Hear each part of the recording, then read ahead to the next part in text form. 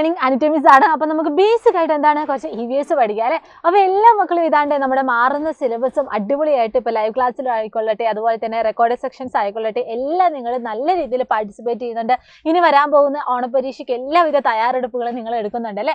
അപ്പോൾ ഇന്ന് മിസ് വന്നിരിക്കുന്നത് നമ്മുടെ സെക്കൻഡ് ചാപ്റ്റർ ആയ ജന്തു ലോകത്തേക്ക് to the world of animals എന്ന് പറയുന്ന ഒരു ചാപ്റ്ററിലെ വളരെ പ്രധാനപ്പെട്ട നിങ്ങൾക്ക് വളരെ എളുപ്പത്തിൽ ഈസി ആയിട്ട് പഠിക്കാൻ പറ്റുന്ന ഒരു ചെറിയൊരു ടോപ്പിക്കുമായിട്ടാണ് കേട്ടോ. അപ്പോൾ നിങ്ങൾ എല്ലാവരും എന്ത് ചെയ്യുക, സ്കിപ്പ് ചെയ്യാതെ മുഴുവനായിട്ട് ഈ ഒരു ക്ലാസ് കാണാൻ വേണ്ടി ശ്രമിക്കുക. അപ്പോൾ നമുക്കറിയാം നമ്മൾ ചുറ്റുപാടും ഒന്ന് നോക്കുന്ന സമയത്ത് അല്ലെങ്കിൽ നമ്മുടെ വീട്ടിൽ തന്നെ എന്താണ് പൂന്തോട്ടങ്ങളൊക്കെ ഉണ്ടാവും അല്ലേ. ഈ പൂന്തോട്ടത്തിൽ നമുക്ക് എന്താണ് പല നിറത്തിലും പല വലുപ്പത്തിലും അങ്ങനെ കളർഫുൾ ആയിട്ട് കുറേ ആൾക്കാരെ നമുക്ക് കാണാൻ വേണ്ടി സാധിക്കും. പൂക്കൾ മാത്രമാണോ മക്കൾക്ക് അവിടെ കാണാൻ വേണ്ടി സാധിക്കുന്നത്? അല്ല അല്ലേ. ഈ പൂക്കളിലെ തേൻ നുകരാൻ വേണ്ടി വരുന്ന കുറേ പൂമ്പാറ്റകളെ മക്കൾക്ക് കാണാൻ വേണ്ടി സാധിക്കും. അങ്ങനെയാണെങ്കിൽ മക്കളൊന്ന് ആലോചിച്ച് നോക്കിയേ, നമ്മുടെ പൂമ്പാറ്റകളിൽ നമ്മുടെ രാജ്യത്ത് കാണുന്ന ഏറ്റവും വലിയ പൂമ്പാറ്റ ഏതായിരിക്കും? ഒന്ന് ആലോചിച്ച് നോക്കിക്കേ. നിങ്ങളിത് മസ്റ്റായിട്ട് നിങ്ങൾ പഠിക്കേണ്ടതാണ്. നമ്മുടെ രാജ്യത്ത് കാണുന്ന ഏറ്റവും വലിയ പൂമ്പാറ്റ ഏതാണ്, ഏറ്റവും ചെറിയ പൂമ്പാറ്റ ഏതാണെന്നാണ്. അപ്പോൾ മക്കൾ ഓർത്തിരിക്കുക, നമ്മുടെ രാജ്യത്ത് കാണുന്ന ഏറ്റവും വലിയ പൂമ്പാറ്റയാണ് ഗരുഡശലഭം എന്ന് പറയുന്നത്. മക്കൾ ഇവിടെ ഈ ഒരു സ്ക്രീനിൽ കാണുന്ന രീതിയിലുള്ള ആ പൂമ്പാറ്റകളെ നിങ്ങൾ പലപ്പോഴായിട്ട് കണ്ടിട്ടുണ്ടാവും. അപ്പോൾ ഇനി മുതൽ നിങ്ങൾ ഇതുപോലെ ഈ പറയുന്ന ഒരു യെല്ലോ പ്ലസ് നമ്മുടെ ബ്ലാക്ക് ആ ഒരു കളർ കോമ്പിനേഷനിൽ ഇതുപോലെയുള്ള ഈ ഒരു സ്ട്രക്ചറിലുള്ള പൂമ്പാറ്റേനെ കാണുമ്പോൾ മക്കൾ ഓർത്തിരിക്കുക, ഇതാണ് നമ്മുടെ രാജ്യത്ത് കാണുന്ന ഏറ്റവും വലിയ പൂമ്പാറ്റ എന്ന്. അപ്പോൾ നിങ്ങൾക്ക് സ്വാഭാവികമായിട്ടും തോന്നൂലേ, എങ്കിൽ ഏതാണ് ഏറ്റവും ചെറിയ പൂമ്പാറ്റ എന്ന്? ഏതാണ് മക്കളെ ഏറ്റവും ചെറിയ പൂമ്പാറ്റ?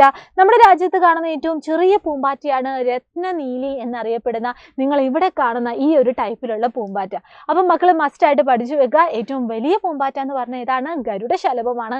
ഏറ്റവും ചെറിയ പൂമ്പാറ്റ എന്ന് പറഞ്ഞാൽ രത്നനീലിയാണ്. ഇനി നിങ്ങൾ ആലോചിക്കുക, എങ്ങനെയാണ് ഈ പൂമ്പാറ്റകളൊക്കെ ഉണ്ടാവുന്നത്? നിങ്ങൾ ചിലപ്പോൾ കണ്ടിട്ടുണ്ടാവില്ലേ, പക്ഷെ നിങ്ങളൊക്കെ കണ്ടിട്ടുള്ളത് എങ്ങനെയാണ്?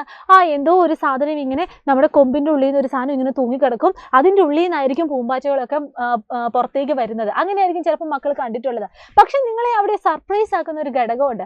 നിങ്ങൾ ഈ പൂന്തോട്ടത്തിലൂടെയൊക്കെ നടക്കുന്ന സമയത്ത് നിങ്ങൾ ഇതുപോലെ ഇലകളുടെ അടിഭാഗത്തും അതുപോലെ തന്നെ ഇലകളുടെ മുകൾ ഭാഗത്തും ഈ കാണുന്നത് പോലെ ചെറിയ ചെറിയ മുട്ടകൾ നിങ്ങൾ കണ്ടിട്ടുണ്ടാവും, അല്ലെങ്കിൽ നിങ്ങൾ ശ്രദ്ധിച്ചിട്ടുണ്ടാവും. നിങ്ങൾ ആലോചിച്ചിട്ടുള്ളൂ, എന്തിൻ്റെ മുട്ടകളായിരിക്കും ഇത്? എന്തിൻ്റെ ആയിരിക്കും? ഇതാണ് ശരിക്കും നമ്മുടെ പൂമ്പാറ്റകളുടെ മുട്ടകൾ എന്ന് പറയുന്നത്. പക്ഷെ ഇവിടുത്തെ ട്വിസ്റ്റ് എന്താന്ന് വെച്ചാൽ, ഈ മുട്ട വിരിഞ്ഞുണ്ടാവുന്നത് പൂമ്പാറ്റ ആയിരിക്കില്ല, നേരെ മറിച്ച് ചെറിയ ചെറിയ പുഴുക്കളായിരിക്കും. ആ പുഴുക്കളാണ് പിന്നീട് പൂമ്പാറ്റയായിട്ട് നമുക്ക് ചുറ്റും ഇങ്ങനെ പാറി നടക്കുന്നത് കാണുന്നത്.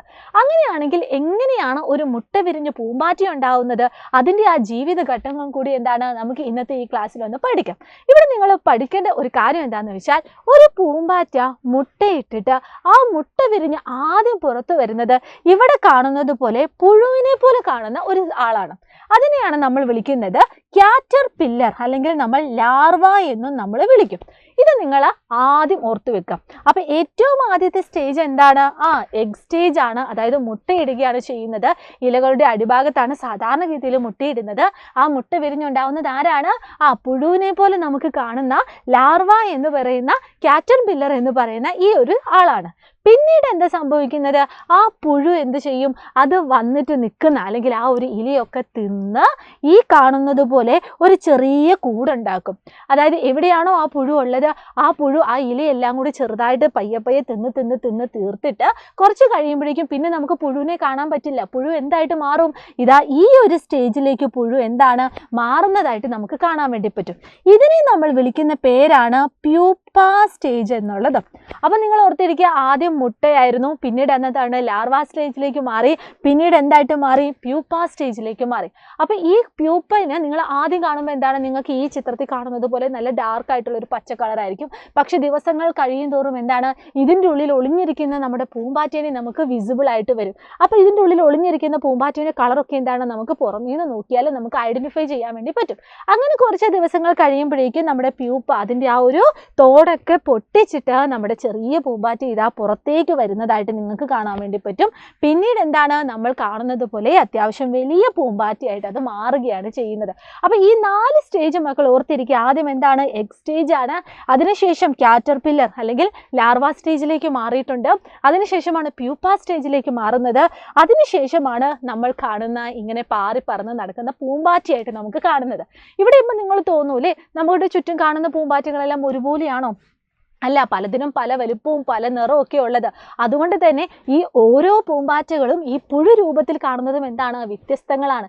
ഇപ്പോൾ നിങ്ങൾ ആലോചിക്കുന്നുണ്ടാവില്ലേ, നമ്മൾ കണ്ടിട്ടുള്ള പല പുഴുക്കളും എന്താണ്, കുറേ കാലത്തിന് ശേഷം അത് പൂമ്പാറ്റയായിട്ട് മാറുന്നതായിട്ട് നമുക്ക് മനസ്സിലാക്കാൻ വേണ്ടി സാധിക്കും. അപ്പം ഇത് മക്കൾ ആലോചിക്കുക.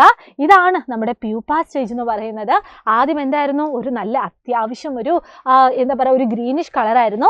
പിന്നീട് അതിൻ്റെ കളറൊക്കെ കുറഞ്ഞ് അതിൻ്റെ ഉള്ളിൽ ഒളിഞ്ഞിരിക്കുന്ന പൂമ്പാറ്റകളെ നമുക്കിതാ കാണാൻ വേണ്ടി സാധിക്കും.